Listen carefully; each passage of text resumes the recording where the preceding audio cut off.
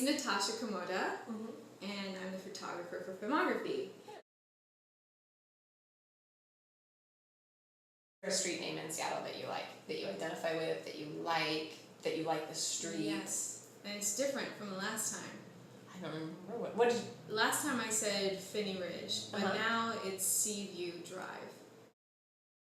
I don't know, I just love that whole area. That's my favorite place in Seattle. I need you to name a puppy again. It's a different puppy.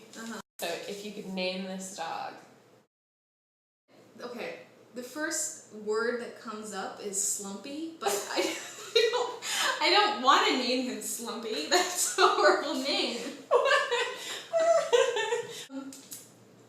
Oh, I don't know. He kind of looks like a Slumpy. He does. It might be Slumpy.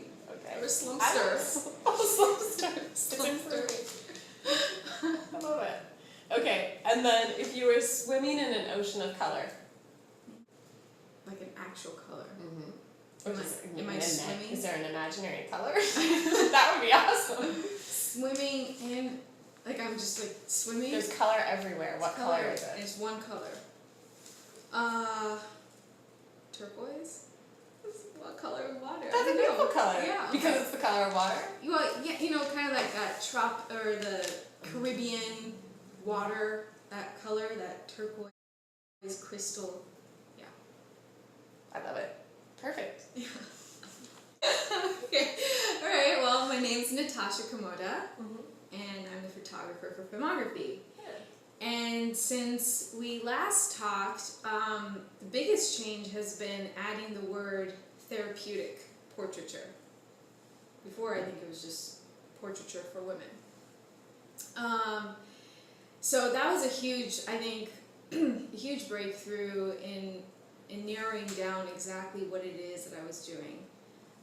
Because all the responses I was getting from the women that I photographed, they were all, wow, I just feel liberated, I feel free, I feel confident, I feel empowered.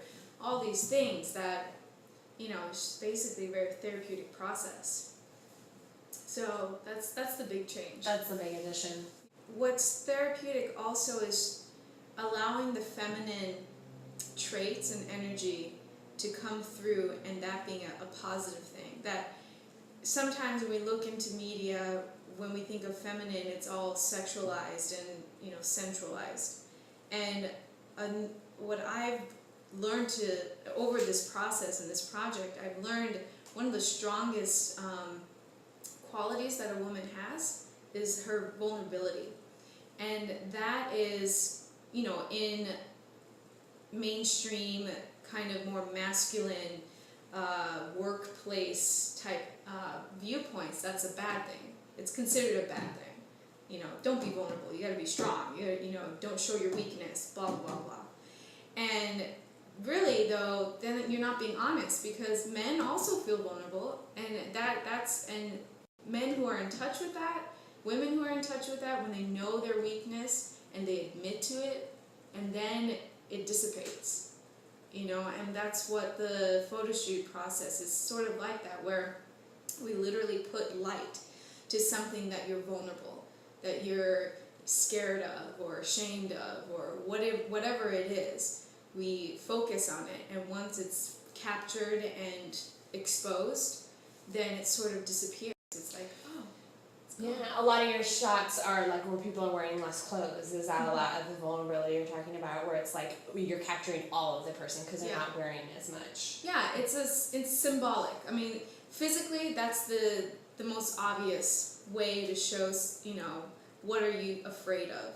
What part, you know, there's some part of your body that you hide with clothes, you know, and with clothes you can cover up, you can say I'm a powerful person by wearing a suit, wearing heels, wearing whatever it is, you can kind of cover everything up.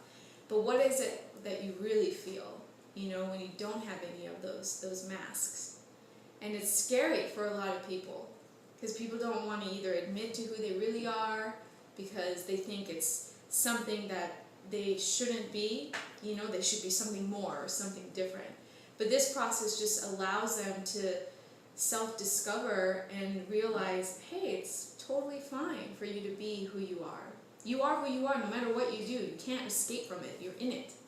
Yeah, and kind of just relax into yourself. Yeah, and then You capture that. And I capture that process. I capture the process where a person is first fearful and vulnerable, and then they're kind of, they're unsure what's going on, and I'm there to reinforce that it's okay. You're beautiful, it's fine, there's nothing wrong with you. Yeah, no posing required. No posing required. It's movement based, so part of the movement, the dance or the yoga stretches or however way, twirling, just moving your hair around, those are all my distraction tactics, including the music. It's to just get you out of your mind, because you initially get in there and you're thinking all these negative thoughts like, oh my god, I can't do this is too crazy, what am I doing?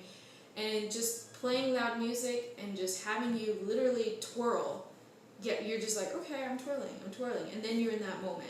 And that's when I'm capturing you. And those pictures that you see afterwards, where you've been captured while you were unaware of the camera, that's who you really are.